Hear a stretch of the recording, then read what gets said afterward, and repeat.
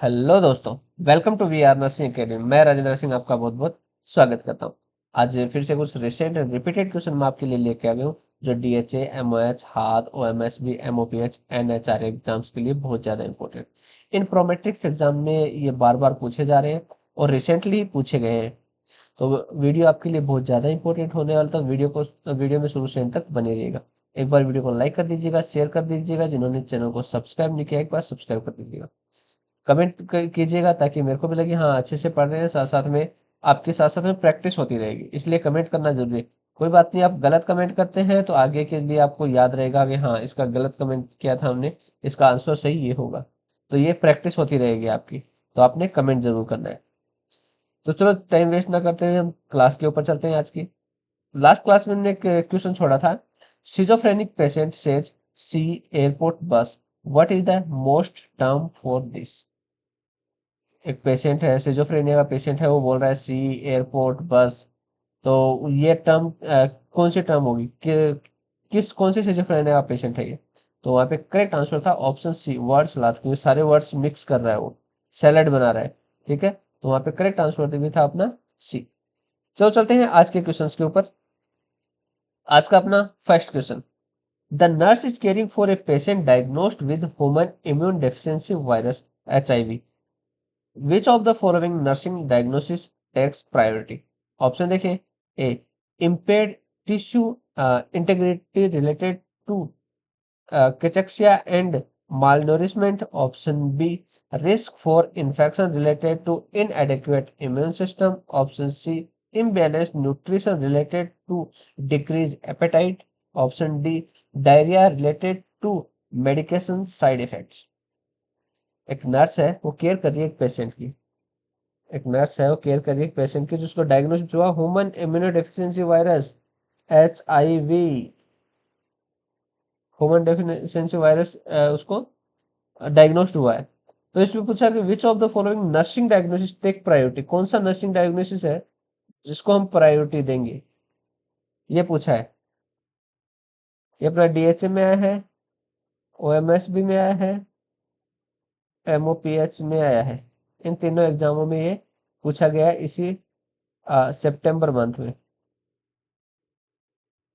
तो HIV patient है, HIV वाले पेशेंट को सबसे ज्यादा प्रायोरिटी हम किस चीज को देंगे, कौन से नर्सिंग डायग्नोसिस को हम सबसे ज्यादा प्रायोरिटी देंगे।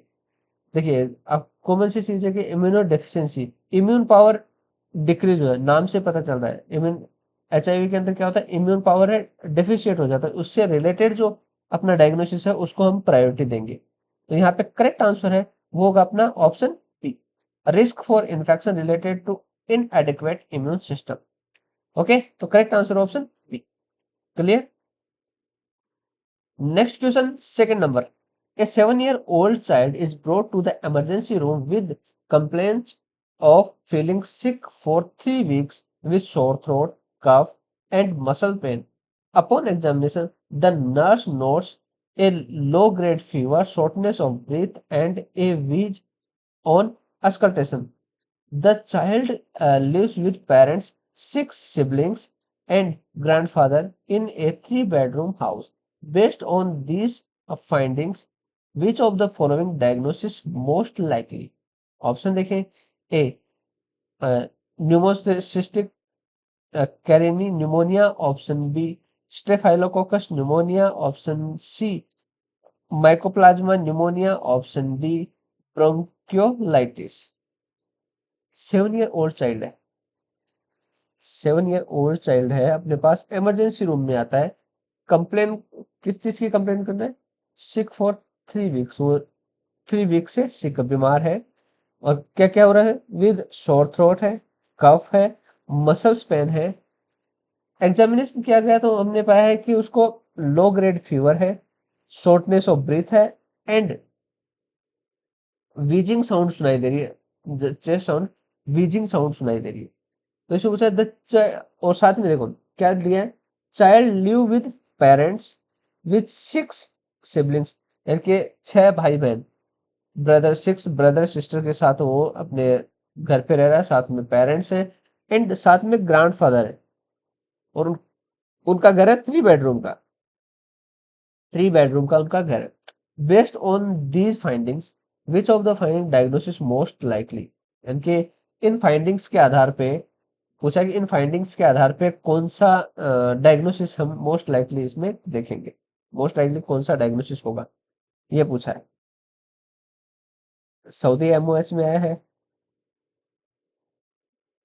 कुवैत एमओएच में आया है, एमओपीएच में आया और हाथ की एग्जाम में आया है इसी सितंबर मंथ में। इन एग्जामों में ये पूछा गया है। तो बताइए इन फाइंडिंग्स के आधार पे कौन सा डायग्नोसिस मोस्ट लाइकली हो सकता है। 7 साल का बच्चा है, कंप्लेन कर रहा है, 3 वीक से वो बीमार है, उसको सोर थ्रोट है, कफ है, मसल्स पेन है, एंड साथ साथ में हमने देखा है कि उसको लो ग्रेड फीवर भी है, शॉर्टनेस ऑफ ब्रीथ भी है, और वीजिंग साउंड्स आ रही है, एस्कल्टेट करने पे, चेस्ट एस्कल्टेट करने पे वीजिंग साउंड्स आ रही है। वो क्राउडेड हाउस में रहता है जिसमें उसके पेरेंट्स हैं, 6 भाई बहन रहते हैं, प्लस ग्रैंडफादर भी है, इनके साथ वो रह रहा, और 3 बेडरूम का उनका घर है। तो इस फाइंडिंग्स के आधार पर, यानी कि क्राउडेड एरिया में रहता है, क्राउडेड एरियाज के अंदर डायग्नोसिस है मोस्ट लाइकली मिलता है mycoplasma.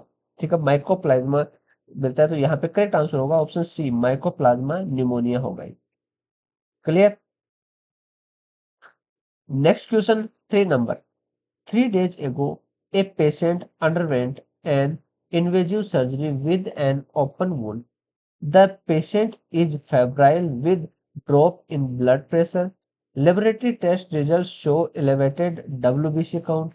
This could be possible presentation of, option देखें, A internal haemorrhaging, option B excess fluid volume, option C alternate atelectasis, option D sepsis. 3 दिन पहले 3 दिन पहले एक पेशेंट है, वो अपने पास आता है, क्या इन्वेजिव सर्जरी हुआ उसका, अंडरवेंट इन्वेजिव सर्जरी हुआ विद एन ओपन वुंड, उसका साथ में उसका ओपन वुंड है। The patient is febrile, patient है, उसको फीवर है, and drop the blood pressure है वो ड्रॉप हो गया है। लेबोरेटरी टेस्ट में पाया गया है कि डब्ल्यूबीसी काउंट है वो इंक्रीज है, इलेवेट डब्ल्यूबीसी की डब्ल्यूबीसी काउंट है वो इंक्रीज हुआ है।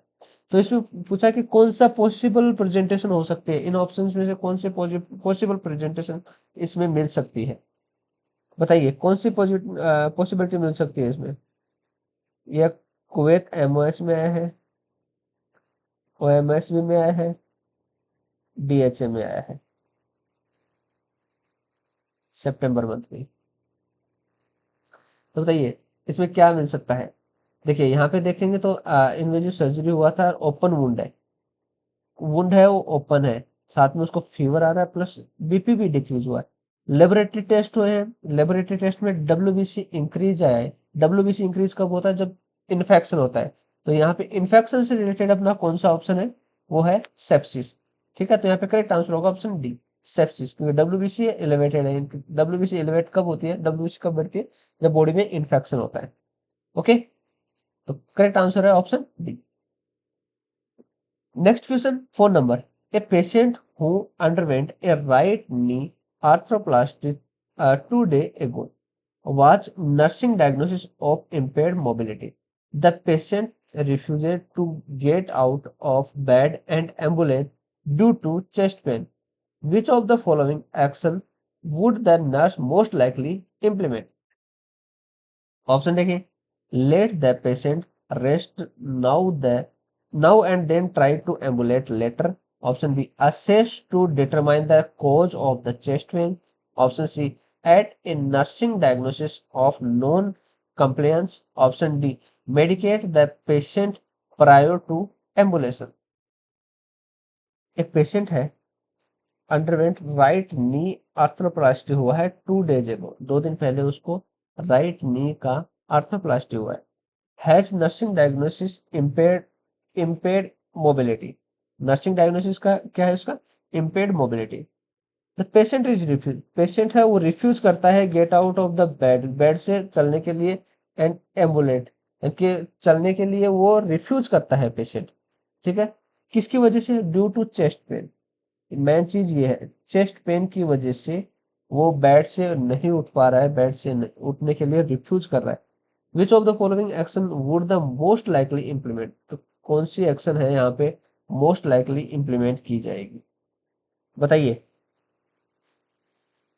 सऊदी एमओएच में आया है, कुवैत एमओएच में आया है, डीएचए में आया है और हाद के एग्जाम में आया है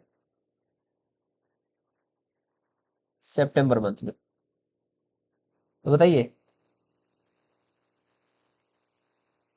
चेस्ट पेन है, मेन चीज मैंने अंडरलाइन ये राउंडिंग मारा है, चेस्ट पेन वाला पेशेंट है।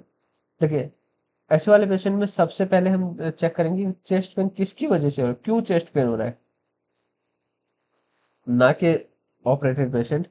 कोई भी पेशेंट आपको यदि चेस्ट पेन की कंप्लेन कर रहा है तो सबसे पहले प्रायोरिटी उसी को देंगे, ओके।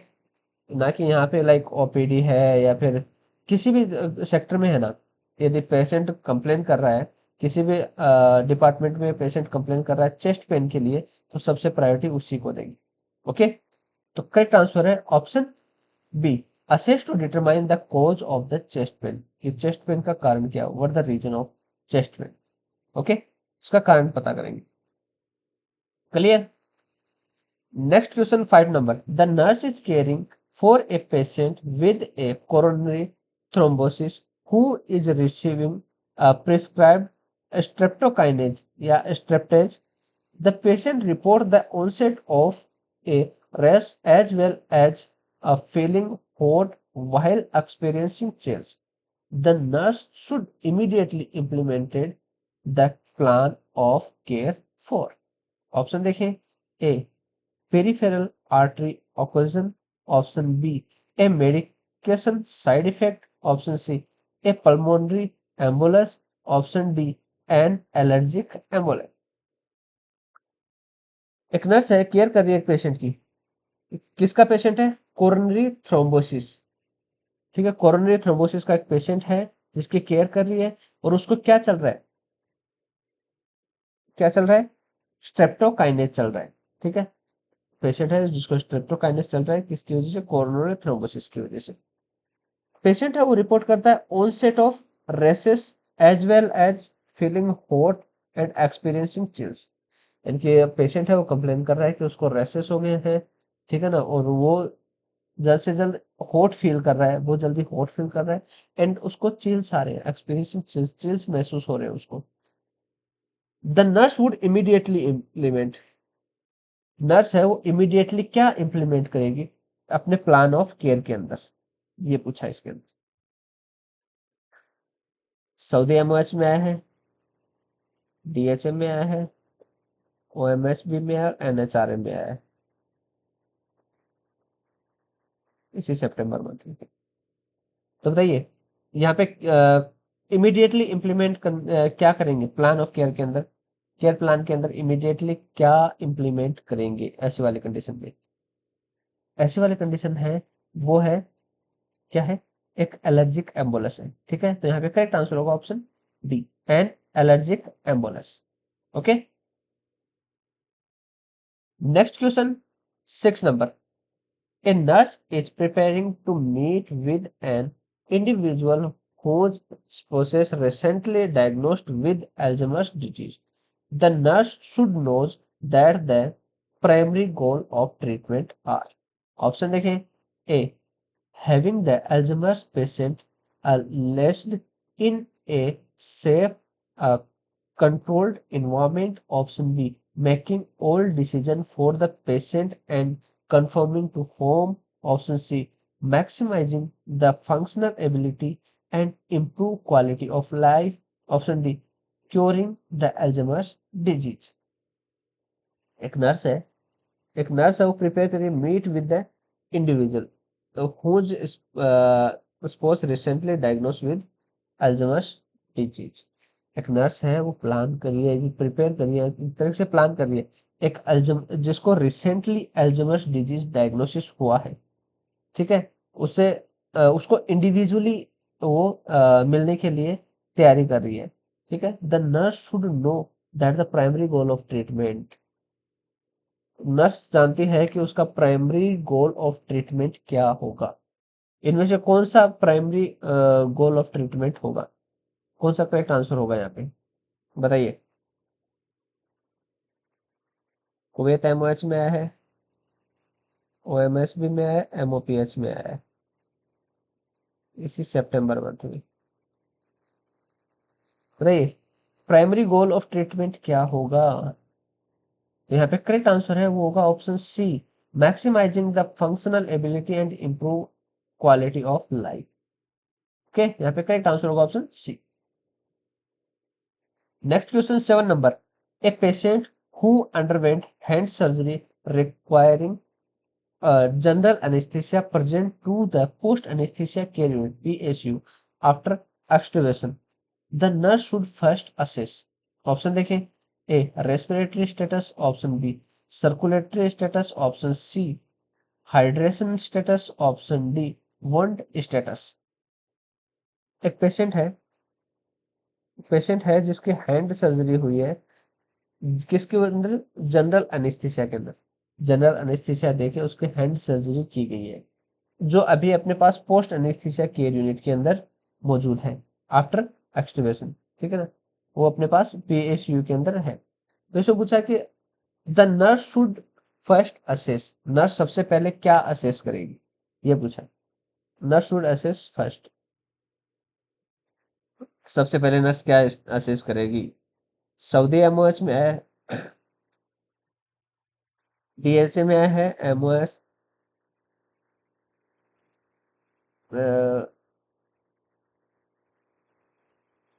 एमओएसबी में है, और ओ इसमें एमओपीएच में आया है, एमओपीएच में आया है। इन एग्जामों में ये अभी सितंबर मंथ में ही पूछा गया है। तो बताइए सबसे पहले क्या असेस करेंगे? जनरल एनेस्थीसिया के अंदर सर्जरी हुई है, तो ऐसे वाले कंडीशन में जब भी पीएसयू में आता है, पोस्ट एनेस्थीसिया केयर यूनिट में जब पेशेंट आता है, तो सबसे पहले उसका रेस्पिरेशन चेक करते हैं। ओके, यहाँ पे करेक्ट आंसर होगा ऑप्शन ए, रेस्पिरेटरी स्टेटस उसका सबसे पहले चेक करेंगे। ठीक है, यदि लोकल एनेस्थीसिया होता तो रेस्पिरेटरी चेक करने की जरूरत नहीं थी, लेकिन यहाँ पे जनरल एनेस्थीसिया दिया है। Okay, clear. Next question 8 number, during surgery requiring general anaesthesia the patient heart stop and carotid pulse is not palpated, how many compression per minute should be administered? Option देखें, A 120, option B 100, option C 80, option D 60। During surgery requiring general anaesthesia patient heart stop and carotid pulse are not, एक surgery general anaesthesia के दौरान surgery कर रहे हैं एक patient की, उसमें उसका हार्ट है वो स्टॉप हो गया है, और जो कैरोटिड पल्स है वो फील नहीं हो रही है। तो इसमें क्या पूछा है, हाउ मेनी कंप्रेशंस पर मिनट शुड बी एडमिनिस्टर्ड, एक मिनट में आप कितने कंप्रेशंस दोगे, ये पूछा है। इसके अंदर बहुत बार पूछा जाता है क्वेश्चन, इसमें काफी बच्चे जो कंफ्यूज हो जाते हैं। अभी अभी सऊदी एमओएच में आया था, ओएमएसबी में आया था, और खाद के एग्जाम में आया था इसी सितंबर में से। देखिए जब भी पेशेंट हार्ट फेलियर होता है, हार्ट फेलियर पेशेंट होता है, उसको मैक्सिमम से मैक्सिमम कंप्रेशन देने की कोशिश करते हैं। तो यहाँ पे अपना करेक्ट आंसर है वो है ऑप्शन ए 120। ठीक है, 120 कंप्रेशन पर मिनट। यदि 120 नहीं दिया होता है तो उस कंडीशन में 100 भी आता है, 100 को भी हम सिलेक्ट कर सकते हैं यदि 120 नहीं दिया हुआ है तो। ठीक है, 120 नहीं दिया हुआ तो उस कंडीशन में हम 100 को सिलेक्ट कर सकते हैं। Clear. Next question 9 number, a client presented with complain of body weakness, dizziness, and chest pain. Upon careful assessment, the nurse suspect angina pectoris. Which of the following statement made by the client can confirm this? Option देखें, A. I suddenly felt a pain on my chest while radiates to my back and arm. Option B. I suddenly felt a sharp pain on my lower abdomen. Option C. The pain goes all the way down to my stomach. Option D. The pain does not subside even if I rest. एक client है, एक client है जो present है अपने पास, आता है, complain करता है। कंप्लेन क्या कर रहा है? Body weakness, dizziness and chest pain. Careful, यहाँ पे देखो, अपॉन केयरफुल असेसमेंट के दौरान हमने सस्पेक्ट किया है क्या? Angina pectoris. क्या सस्पेक्ट किया है? Angina pectoris. तो इसमें क्या पूछा है? विच of the following statement made by the client can confirm this? कौन सा स्टेटमेंट है जो ये चीज कंफर्म करता है कि पेशेंट को एंजाइना पेक्टोरिस है? जो ऑप्शन दिए हैं इनमें से कौन सा स्टेटमेंट है जो इंडिकेट करता है कि पेशेंट है उसको एंजाइना पेक्टोरिस है? एंजाइना पेक्टोरिस को कंफर्म करने वाला स्टेटमेंट कौन सा है, ये पूछा है इसमें। सऊदी एमओएच में आया है, कुवैत एमओएच में आया है, ओएमएस भी में आया है।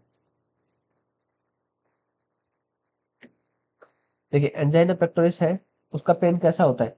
उसका पेन चेस्ट पेन होता है और धीरे धीरे वो बैक साइड में जाता है। ठीक है ना? एंजाइना पेक्टोरिस का याद ध्यान में रखना, जब भी एंजाइना पेक्टोरिस का पेन होता है वो चेस्ट में होता है, आगे की तरफ होता है, और धीरे धीरे वो बैक साइड में चला जाता है। ठीक है ना? बैक साइड में मूव होता है। तो यहाँ पे ऐसा ऑप्शन है अपना A. I suddenly felt a pain on my chest while radiate to my back and arms. ठीक है ना? वो बैक में भी जाएगा, आर्म में भी जा सकता है। ठीक है? तो ये स्टेटमेंट है जो कंफर्म करता है कि उसको एंजाइना पेक्टोरिस है। Clear? Next question 10 number. A 3-year-old has returned to the clinic 4 days after being diagnosed with gastroenteritis and dehydration. A parent report that the vomiting has stopped and the child is tolerating liquid, rice, apple sauce, and bananas. The diarrhea persists but seems to be decreasing in volume. When evaluating for sign of dehydration, the nurse will assess the patient skin color by option देखें। ए, grasping the skin over the forehead with two fingers and raising the skin with two fingers. Option B, holding the patient mouth open and assess the tongue for deep creases or furrows. Option C, drowsing two tubes, uh, drawing two tubes of blood and running blood area, yeah, nitrogen BUN and creatinine. Option D, grasping the skin over the abdomen with two fingers, raising the skin with two fingers. 3 year old बच्चा अपने पास return आया है 4 दिन के बाद, after the being the diagnosed with gastroenteritis और dehydration. एक बच्चा था 3 साल का जिसको गैस्ट्रोएंटराइटिस था और डिहाइड्रेशन था। वो अपने पास 4 दिन के बाद वापस आया। A patient report the vomiting has, कि उसकी वोमिटिंग है वो स्टॉप हो गई है। एंड बच्चा है वो टॉलरेट कर पा रहा है liquid, rice, apple sauce and banana, जो वो टॉलरेट कर पा रहा है। एंड डायरिया है वो अभी भी है, डायरिया है वो प्रेजेंटली अभी है, लेकिन डिक्रीज इन वॉल्यूम, यानी कि कम अमाउंट में है। डायरिया पहले ज्यादा होता था लेकिन अभी कम अमाउंट में है। When evaluating the sign of diarrhoea, यानी कि इवालुएट करने के लिए साइन ऑफ डायरिया को इवालुएट करते time the nurse assess the patient skin turgor. Nurse है वो पेशेंट की स्किन ट्रिगर को कैसे मेजर करेगी, कैसे असेस करेगी, ये पूछा है। सऊदी एमओएच में आया है, कुवैत एमओएच में आया है, एमओपीएच में आया है और डीएचए में आया है। इन एग्जामों में पूछा गया है सितंबर मंथ में। देखिए, स्किन ट्रिगर कैसे कैसे चेक करते हैं? स्किन ट्रिगर चेक करते हैं एब्डोमेन के ऊपर, इसके 2 फिंगर से स्किन को पकड़ेंगे और 2 फिंगर से उसको उठा के देखेंगे, खींच के देखेंगे। ठीक है? तो यहाँ पे करेक्ट आंसर होगा option D, grasping the skin over the abdomen with 2 fingers, rising the skin with 2 fingers. इनको स्किन है, एब्डोमेन के ऊपर स्किन है, उसको पकड़ के ऊपर की तरफ खींच के देखेंगे। ऐसे देखते हैं स्किन ट्रिगर। ओके? जैसे आपको सबको पता है कि मेरा अभी प्रोमेट्रिक बुक है, ये मार्केट में जस्ट लॉन्च होने वाला है। आप पीडीएफ फॉर्म में मेरे से परचेज कर सकते हैं डायरेक्टली मेरे को कांटेक्ट करके। मेरा कांटेक्ट नंबर इस वीडियो के एंड में मिल जाए, इसके डिस्क्रिप्शन में आपको मिल जाएगा। इसमें मैंने इंक्लूड किया है, इसके अंदर इंक्लूड किया short notes and back to back जो क्वेश्चंस आ रहे हैं, रिपीट हो रहे हैं, वो क्वेश्चन है। कुछ इंपॉर्टेंट की पॉइंट्स मैंने यूज किए हैं, इसके अंदर इंक्लूड किए हैं। ये बहुत ही आपके लिए बहुत ज़्यादा हेल्पफुल बुक है, तो आप इसको परचेज कर सकते हैं। परचेज करने के लिए मेरा ये नंबर दिया हुआ है, इस पे आप मुझे डायरेक्ट कांटेक्ट कर सकते हैं और डायरेक्ट पीडीएफ फॉर्म में उसे ले सकते हैं। एक लिमिटेड टाइम के लिए आपको मिल जाएगी ये, और अभी मार्केट में नहीं है ये, एज सुन एज पॉसिबल ये मार्केट में भी अवेलेबल हो जाएगी। ओके, तो जल्द से जल्द जाके भाई कांटेक्ट कीजिए मुझसे ये इसको परचेज करेंगे। नेक्स्ट क्वेश्चन पे चलते हैं। 11 number, which of the following is prescript pancreatitis patient frequently feel constant pain in the option देखें, A lower right, option B upper right, option C upper left, option D lower left. Which of the following pancreatitis, एक pancreatitis patient है जो इसमें पूछा है कि वो कहाँ पे पेन फील करेगा। पैंक्रेटाइटिस वाला पेशेंट है, उसको पेन कहाँ पे होगा, ये पूछा है इसमें। बताइए, सऊदी एमओएच में आया है, डीएचए में आया है, ओएमएसबी में आया है। इसी सितंबर मंथ में पैंक्रियाटाइटिस का सेम क्वेश्चन आया है, ठीक है ना। सेम क्वेश्चन आया है इसके अंदर, एक यानी कि सेम बिल्कुल सेम नहीं है, एक में उसके सिम्टम्स देके पूछा था, ठीक है ना, कि सिम्टम्स देके पूछा था, फिर पूछा था कहाँ पे पेन हो रहा है, ठीक है ना। और कुछ में साइट देती थी कि यहाँ पे पेन हो रहा है, तो ये किसकी वजह से पैंक्रियाटाइटिस उसके ऑप्शन में था, ठीक है ना। तो पैंक्रियाटाइटिस वाला पेशेंट पेन है वो कहाँ पे होता है, पेंक्रियाज कहाँ पे होता है, अपना अपर लेफ्ट साइड में। तो यहाँ पे करेक्ट आंसर भी होगा अपना option C, upper left side जहाँ पेंक्रियाज होगा, जाहिर सी बात है पेंक्रियाटाइटिस का पेन भी वहीं पे होगा। तो पेंक्रियाज की लोकेशन होती है अपर लेफ्ट साइड, ठीक है। Next question 12 number, a home care nurse visits a diabetic patient who was started on insulin injections. Upon examination, the nurse observed small lumps and dents on the right upper arm where the patient has injected insulin. What is the best nursing intervention? Option देखें, A. Instruct patient to inject in the muscular area instead on endo area. Option B. Refer patient to an end for better control of glucose level. Option C. Refer patient to dermatologist for diabetic cellulitis. Option D. Instruct the patient to rotate the site of injection. एक home care nurse है, visit कर रही है, home care nurse है वो visit कर रही है एक डायबिटिक पेशेंट को, ठीक है, जिसको क्या हुआ है, स्टार्ट हुआ है इंसुलिन इंजेक्शन कुछ समय पहले उसको इंसुलिन इंजेक्शन स्टार्ट हुआ था। अपॉन एग्जामिनेशन, एग्जामिनेशन के दौरान नर्स ने ऑब्जर्व किया है कि small lumps and dents on right upper arm, right upper arm के अंदर स्मॉल स्मॉल स्मॉल लम्प्स बन गए हैं, डेंट्स बन गए हैं, कहाँ पे, राइट अपर आर्म के अंदर। Where the patient is inject insulin, जहाँ पे क्या पेशेंट है इंसुलिन इंजेक्शन इंजेक्ट कर रहा है। What is the best nursing intervention, यहाँ पे बेस्ट नर्सिंग इंटरवेंशन क्या होगा, बताइए। ये कुवैत एमओएच में आया है, डीएचए में आया है, और हाथ के एग्जाम में भी आया है, और एनएचआरए के एग्जाम में आया है सितंबर मंथ में। तो बताइए बेस्ट नर्सिंग इंटरवेंशन क्या होगा इसके लिए। देखिए, एक ही जगह पे बार बार इंजेक्शन लगा रहा है, इसकी वजह से साफ साफ लिखा है इसके अंदर, पेशेंट है वो इंसुलिन इंजेक्शन है, एक ही इंसुलिन लगा रहा है, पेशेंट लगा रहा है, तो खुद से लगा रहा है, साथ में उसके जो राइट अपर आर्म है वहां पे लम्स एंड डेंट्स है, इसका मतलब वो एक जगह पे वो इंजेक्शन लगा रहा है, इसकी वजह से ये प्रॉब्लम आई है। तो उसको बेस्ट नर्सिंग इंटरवेंशन यहाँ पे क्या होगा, उसको रोटेट करने के लिए बोले, कभी इस आर्म में कभी इस आर्म में, ठीक है ना, वो लगाएगा। तो यहाँ पे करेक्ट आंसर होगा option D, instruct the patient to rotate the site of injection, injection की जो साइट है उसको रोटेट करते रहे, ना कि एक ही एक जगह पे लगाए। क्लियर है?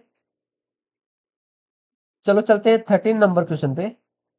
A nurse is caring for a hospitalized diabetic patient with advanced peripheral recovery. Which of the following nursing action is most important? Option देखें। A. Moisturizing the skin with lotion each day. Option B. Assessing the heels for breakdown. Option C. Ensure that food are not too hot. Option D. Facing the patient when speaking.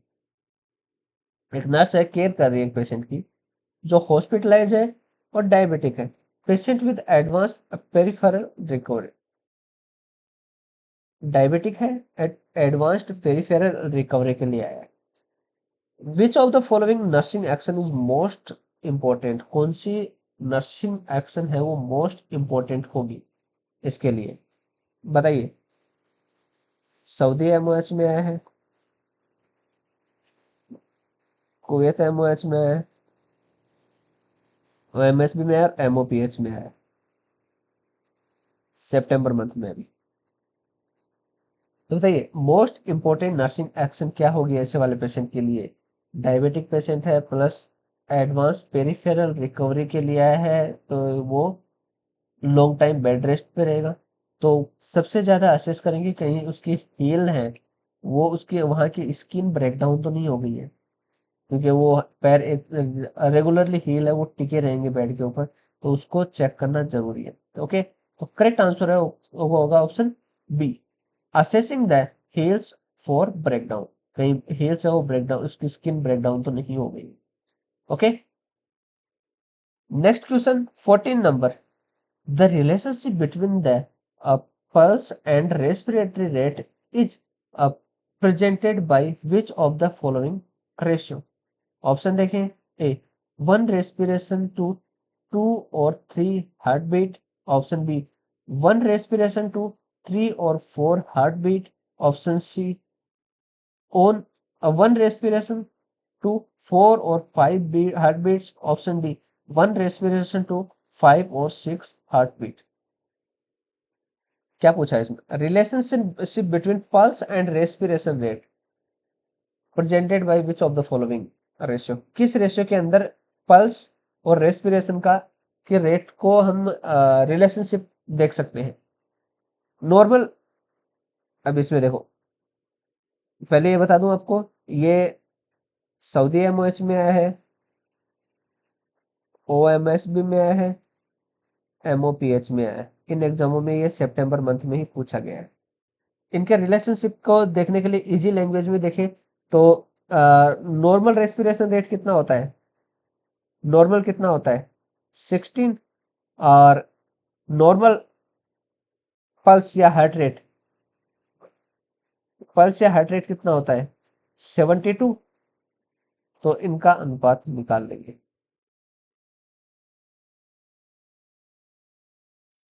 यानी कि ये करीबन करीबन 4.5 के आसपास आएगा ना।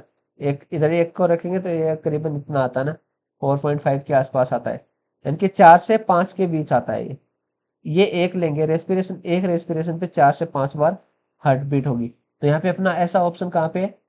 Option C, 1 respiration to 4 to 5 heart beat. एक रेस्पिरेशन के साथ हार्ट बीट होगी 4 to 5। ओके, नॉर्मल रेंज में।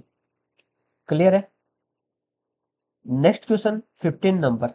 The nurse is caring for a patient who 2 hours after a pacemaker placement, the patient suddenly starts complaining of chest pain.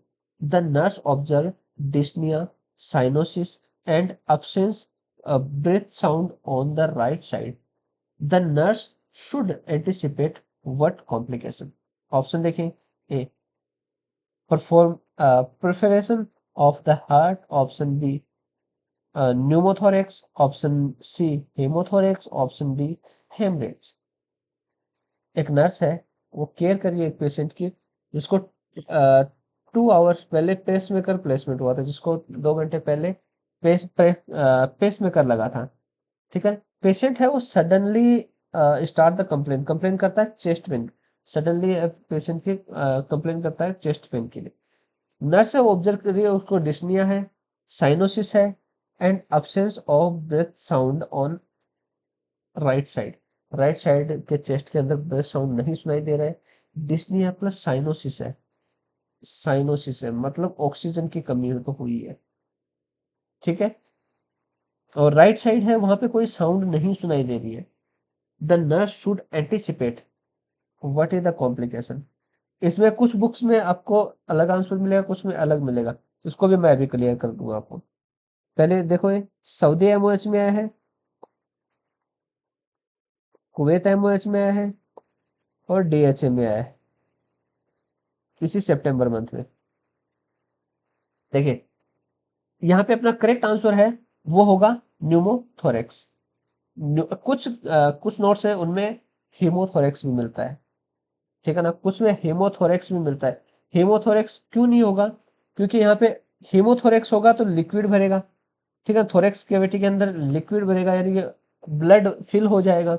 Blood fill होगा तो यहाँ पे ये अपसेंट ब्रेथ साउंड है ना, यहाँ पे फील्ड यानी कि लंग्स की साउंड है वो फिल हुआ हुआ, फील्ड लंग साउंड की साउंड आएगी, तो वो होगा हीमोथोरेक्स। लेकिन यहाँ पे अपसेंट ऑफ हेड साउंड है, ब्रेथ साउंड है वो अपसेंट है, ठीक है ना, राइट साइड की जो ब्रेथ साउंड है वो अपसेंट है, इसलिए यहाँ पे न्यूमोथोरेक्स है।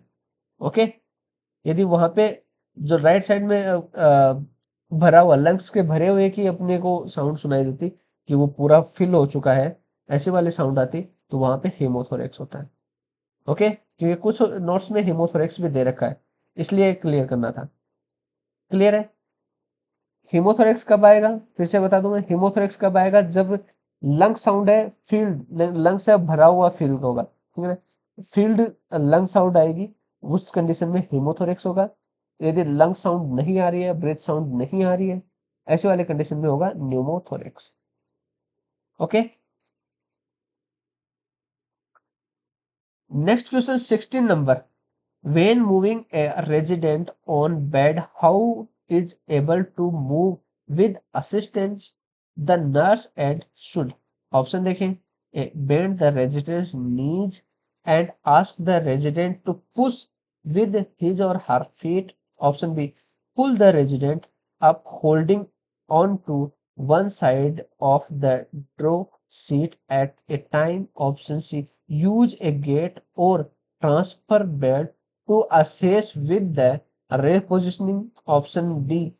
Position self with knees straight and bent at waist. When moving, एक रेजिडेंट है, उसको बेड से मूव करते समय it's able to move with the assistant, यानी कि जो असिस्टेंट के से मूव हो सकता है, ऐसे वाले पेशेंट को मूव करते समय नर्स एड है, वो क्या करेगी? एक पेशेंट अपने पास जो किसी की सहायता से, किसी की हेल्प से वो मूव कर सकता है, उसको मूव करवाने के लिए नर्सिंग एड है, नर्स सहायक है, हिंदी बोल रहे नर्स सहायक, नर्स एड है, वो क्या करेगी, ये पूछा है। ये डीएचए में आया है, एमओपीएच में आया है, ओएमएसबी में और एनएचआरए में आया है। इन एग्जामों में ये सितंबर मंथ में पूछा गया है। तो बताइए, कैसे नर्स एड है वो हेल्प कर सकती है? देखिए, कुछ स्टूडेंटों का सवाल होता है कि सब में सेम क्वेश्चन आते हैं क्या? एक यानी कि बात यह है कि नर्सिंग के एग्जाम में तो नर्सिंग से बाहर तो कुछ आना नहीं है, इसके सेंटेंस को थोड़ा सा चेंज करके दे देते हैं, ठीक है ना। कुछ एग्जाम से जिनमें बड़े बड़े क्वेश्चन बना के देते हैं, पेशेंट की पूरी कंडीशन दे के उसके एक्सप्लेनेशन करके उसके बाद पूछते हैं। कुछ एग्जाम है जिसमें डायरेक्टली पूछते हैं, ठीक है ना। तो ये नहीं है कि ये ओनली डीएचए के एग्जाम में आया तो एमओपीएच में कैसे आएगा, सब में सेम सेम क्वेश्चन थोड़ी आते हैं, काफी स्टूडेंट के क्वेश्चन होते हैं, as it is same to same नहीं आते हैं, लेकिन जो मीनिंग है क्वेश्चन में जो पूछा है, मेन चीज जो पूछी है वो सेम टू सेम ही रहती है, ठीक है। अब यहाँ पे नर्स करेक्ट आंसर है वो क्या होगा? यहाँ पे करेक्ट आंसर होगा option A, bend the resident's knee and ask the resident to push with her and his feet. Okay, next question 17 नंबर। नर्सिंग डायग्नोसिस इज, ऑप्शन देखें, A, a statement that describe actual and potential health problems. Option B, a statement that describe potential health problems only, option C, a statement that describes actual health problem only. Option D, puts the nursing care plan into action. Nursing diagnosis क्या है? जो चार sentence आपको दिए हुए हैं, जो भी चार सेंटेंस आपको दिए हुए हैं, इनमें से नर्सिंग डायग्नोसिस कौन सा है? बताइए। नर्सिंग डायग्नोसिस पे काफी क्वेश्चन पूछे जाते हैं। नर्सिंग डायग्नोसिस पे ही पूछे गए हैं। अभी सऊदी में भी आया है, सऊदी एमओएच में भी आया है, कुवैत एमओएच में भी आया था, ओएमएसबी में आया था, डीएचए में भी आया था। इन चारों एग्जामों में नर्सिंग डायग्नोसिस के ऊपर क्वेश्चन पूछे गए थे। स्टेटमेंट अलग थे, नर्सिंग डायग्नोसिस पूछा था। नर्सिंग डायग्नोसिस क्या होता है? इनमें से नर्सिंग डायग्नोसिस कौन सा है? तो यहाँ पे करेक्ट आंसर है वो है option A, statement that describe actual and potential health problem. Okay, यहाँ पे करेक्ट आंसर है option A. Clear. Next question 18 number, a patient with congestive heart failure and severe peripheral edema has a nursing diagnosis of fluid volume excess. What are the two most important intervention for the nurse to initiate? Option देखें, A, low sodium diet and elevate leg when in bed. Option B, nutritional education and low sodium diet. Option C, diuretic therapy and intake and output. Option D, daily weights and intake and output. एक patient है with congestive heart failure, patient है जिसको congestive heart failure है and severe peripheral oedema है। Severe है बोला है, ठीक है ना, mild moderate severe peripheral oedema है द नर्सिंग डायग्नोसिस। उसका नर्सिंग डायग्नोसिस क्या है? फ्लूइड वॉल्यूम एक्सिस, यानी कि बॉडी के अंदर फ्लूइड वॉल्यूम ज्यादा हो गया है। What are the most important, what are the two most important, इसमें दो पूछा है, टू मोस्ट इंपॉर्टेंट इंटरवेंशन क्या होंगे नर्स टू इनिशिएट? इनमें से कौन से दो मोस्ट इंपॉर्टेंट इंटरवेंशन है जो नर्स है वो इनिशिएट करेगी? सऊदी एमओएच में आया है, ओएमएसबी में आया है, एमओपीएच में है और डीएचए में आया है इसी सितंबर मंथ में। देखिए, कॉन्जेस्टिव हार्ट फेलियर है, साथ में सीवियर पेरिफेरल एडिमा है। तो मेन चीज ये सीवियर पेरिफेरल एडिमा है, साथ में फ्लूइड वॉल्यूम एसेस है। फ्लूइड वॉल्यूम एसेस है तो ऐसे वाले कंडीशन में उसका डेली वेट चेक करेंगे और intake output is must. Okay, correct answer होगा option D, daily weight check करेंगे एंड इनटेक एंड आउटपुट जरूर चेक करेंगे उसका। Clear. Next question 19 number, the nurse assesses an elderly patient for health problem. The family reports that the patient has trouble remembering and they are concerned about Alzheimer's. Which of the following as a risk factor for Alzheimer's disease? Option देखें, A, genetic history and female gender. B, genetic history and male gender. Option C, ethnic group and dietary habits. Option D, dietary habits and male gender. एक nurse है वो assess कर रही है elderly patient for health problem. Elderly यानी कि young patient को है नर्स असेस कर रही है हेल्थ प्रॉब्लम्स के लिए। The family reports patient has trouble remembering and they are concern about Alzheimer's. Trouble remembering है एंड वो कंसर्न है किसके लिए? एल्जाइमर्स के लिए। तो इसमें क्या पूछा है, विच of the following risk factor, कौन सा रिस्क फैक्टर होगा एल्जाइमर्स डिजीज के लिए? यानी कि कौन से पेशेंट के अंदर, इनमें से जो ऑप्शन दिए, कौन से पेशेंट के अंदर ज्यादा रिस्क रहेगा अल्जाइमर डिजीज का? बताइए।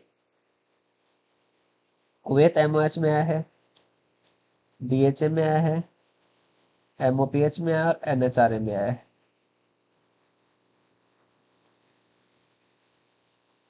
इन एग्जामों में ये पूछा गया सवाल है। तो बताइए कौन सा पेशेंट है जिसको ज्यादा रिस्क रहेगी किसकी? एल्जाइमर्स डिजीज की।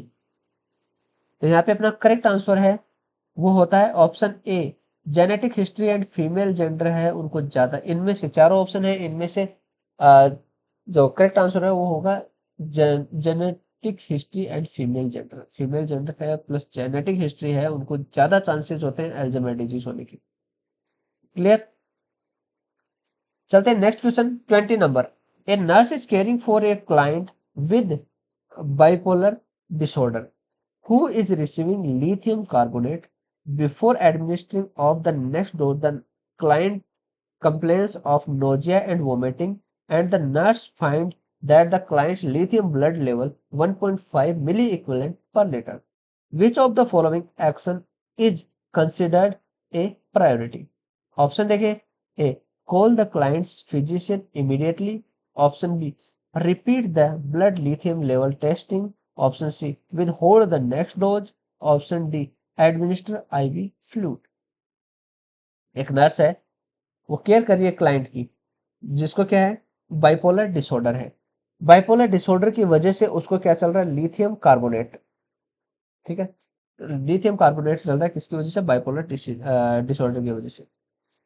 जब नर्स है वो एडमिनिस्टर करने जाती है, तो बिफोर एडमिनिस्ट्रेशन, लिथियम एडमिनिस्टर करने से पहले, नेक्स्ट डोज एडमिनिस्टर करने से पहले पेशेंट है वो कंप्लेन करता है, उसको नोजिया है, वो वोमिटिंग हो रहा है। ठीक है, नर्स ने देखा है कि क्लाइंट है उसका लिथियम ब्लड लेवल है, कितना आ रहा है, 1.5 मिली इक्विवेलेंट पर लीटर आ रहा है। तो इसमें पूछा विच of the following the action considered priority, कौन सी एक्शन है जो कंसिडर करते हैं प्रायोरिटी, कौन सी एक्शन को हम प्रायोरिटी देंगे, बताइए। सऊदी एमओएच में आया है, कुवैत एमओएच में आया है, डीएचए में आया है, और ओएमएसबी में आया है सितंबर मंथ में। इन एग्जामों में ये पूछा गया है। तो देखिए, इसको क्लियर करने के लिए पहले हमें लिथियम का नॉर्मल लेवल पता होना चाहिए। लिथियम का नॉर्मल लेवल कितना होता है, लिथियम की नॉर्मल वैल्यू वैल्यू होती है 0.6 to 1.2 milliequivalent per litre, ये होती है इसकी नॉर्मल रेंज। लेकिन अपना कहाँ कितना आ रहा है, 1.5 मिली इक्विवेलेंट पर लीटर आ रहा है, इनकी ज्यादा आ रहा है, नॉर्मल लेवल से भी ज्यादा आ रहा है। तो ऐसी वाली कंडीशन में हम डोज को होल्ड करेंगे, पहले सबसे पहले हम उस डोज को देना स्टॉप करेंगे। ठीक है, उसके बाद हम फिजिशियन को, जो भी उसका कंसल्टेंट है, उसको कॉल करेंगे। ठीक है, तो यहाँ पे करेक्ट आंसर होगा option C, withhold the next dose. सबसे पहले हम डोज को होल्ड करेंगे, उसके बाद फिजिशियन को इमीडिएटली बताएंगे कि उसका ये लेवल आ रहा है और इसको लिथियम चल रहा है। क्लियर है। ये question 21 and evaluating the appropriateness of various exercise enjoyed by a patient with osteoporosis, the nurse would recommended। इस क्वेश्चन का आंसर मैं हर एक क्वेश्चन के जो स्टार्टिंग में देता हूँ, तो इसका आंसर भी मैं आपको नेक्स्ट वीडियो के स्टार्टिंग में मैं आपको दूंगा। ओके, आई होप ये वीडियो आपको अच्छा लगा हो, तो प्लीज लाइक कर दीजिएगा, शेयर कर दीजिएगा, जिन्होंने भी चैनल को सब्सक्राइब नहीं किया एक बार सब्सक्राइब कर दीजिएगा। आपको किसी प्रकार की प्रोसेस करवानी है, like data flow, eligibility, exam booking करवानी है, स्टडी मटेरियल चाहिए, तो आप मुझसे कांटेक्ट कर सकते हैं। बुक के बारे में मैंने जो प्रोमेट्रिक की बुक बनाई है उसके बारे में मैंने वीडियो में बता दिया है पहले ही, तो उसको भी परचेज कर सकते हैं डायरेक्ट मेरे मुझे कांटेक्ट करके। मुझे कांटेक्ट करने के लिए मैंने वीडियो के बीच में मैंने आपको कांटेक्ट नंबर दिया है मेरा, वहाँ पे मुझे कांटेक्ट करके आप हर एक कोई भी इंक्वायरी कर सकते हैं। Okay, thank you. फिर से मिलते हैं एक नए वीडियो में कुछ इंपॉर्टेंट क्वेश्चन के साथ, तब तक के लिए बाय।